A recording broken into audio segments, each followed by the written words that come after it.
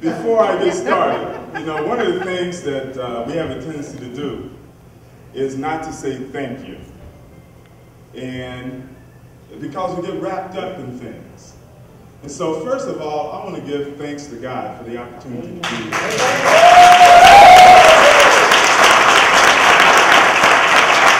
I have been blessed.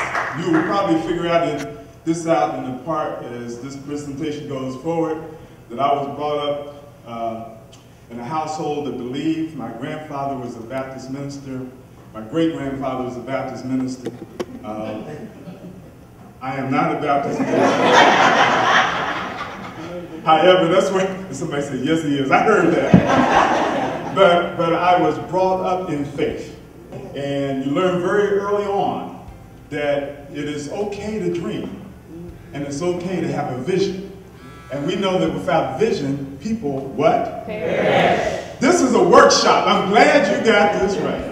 I say something, you responded. That is fantastic. And say, today we're here because a dream is a reality. So I want to say thank you. But we're going to have a workshop. Key term, work. So I want to engage you in working in this process. And we're going to do some things out of the box. We spend a lot of time working inside the box. In fact, I'm going to do that right now. I'm going to ask everybody in here to grab somebody by the hand.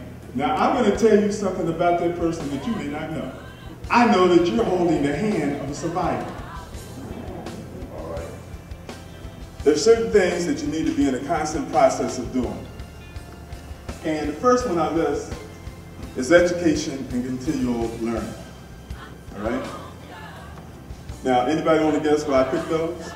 So you do what? So you can stay in the loop. So you can stay in the loop? What else? You have to keep learning. What else? Develop skills. Huh? Self-improvement. What did you say? Develop skills. Develop skills. What else? Growth. Knowledge is power. Knowledge is power. All of those. You see, one of the things that's so interesting about our society is a lot of it is based on education. So many of us may not realize this. But there is really a prison industry in this country. The prison industry literally forecasts how many people will be going to jail and to prison. They build prisons based upon the forecast. They base their forecast based upon the educational level of certain economic groups. The odds are you may end up going to prison if you're not able to read by the 3rd or 4th grade. All right? So phenomenal is setting the standard. So you set the standard by being a trailblazer in your family. What else? Who are we going to come from? Perseverance. Perseverance will make you phenomenal. Detailed and thorough. Detailed and thorough will make you phenomenal. Yes. Consistency. Consistency. Consistency will make you phenomenal. Way in the back. You with me, Adrian? Okay. I'm with you. Determination will make you phenomenal. What else? Lifting the bar. Lifting the bar. Okay, we're going to lift the bar. It's going to make you phenomenal. Those are standards, right? Stepping out on faith. Stepping out on faith. You know, we're going to talk about a number of those things today. You have given a lot of the elements of being phenomenal. You know, let me show you what the Webster Dictionary definition is. You know, Webster just said to be extraordinary or outstanding. So we have, unfortunately, we have professional athletes today. I was talking to an attorney from Georgetown University on Thursday, and he was talking about a friend of his who has clients, both in the NBA and the NFL, who have graduated from college. They can't read, all right? And we know why they were passed on. They were passed on because of their athletic skills and their ability to bring resources to their college and to that team. Now, the sad thing is most of them will only have a career of 3 to 5 years. So what do they do after that? All right? Now, if we want to make a difference, you want to make a phenomenal difference. You want to make a phenomenal difference. You make sure that any child within a distance that you can see has the opportunity to learn how to read. Now, one of the things that you need when you're going to be phenomenal are resources.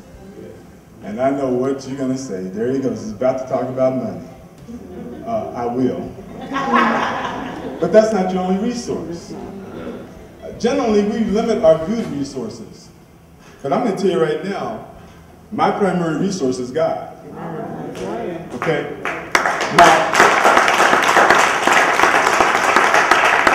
My other resource is you. All right? But we get the same amount of time. All right? At least the time from last Saturday to this Saturday. No guarantees for next Saturday. All right? Because it's just this simple. Yesterday is a canceled check. Tomorrow is a promissory note. Because it's only a promise. But today is cash in hand. All right? So this morning you're spending some cash in hand by being in this workshop. Time and money and your phenomenal gifts, you are going to have an impact. But anytime you have any group, especially young people, not making a contribution to our society and they're taking something away, we are all injured. We are all hurt. Unfortunately, a friend of mine that does some family counseling told me something that I just didn't realize. He told me in the African American community, the odds of a black young man going to jail in this country is greater here than it is for a young black man going to jail in South Africa or any African nation. We have to break the cycle. Government's not going to do it. I hate to tell you this. I work in government. Some of you in here do too. Government's not going to do it. The discussions that we're hearing today out of Washington is whether or not millionaires are going to pay an additional 4 to 5% in taxes. You have not heard the discussion at all about how we're going to get young people jobs, education, and out of jail. Haven't heard it. Now, let me tell you something else about this system that I really think is absolutely devastating. Let any young person, I don't care about race, creed, or color, go to jail. If it's a felony, in most states, when they get out of jail, they cannot A, get a job, and B, they can't vote. Right. They have paid their debt to society, but they have lost their citizenship. All right? That's a negative cycle we need to change.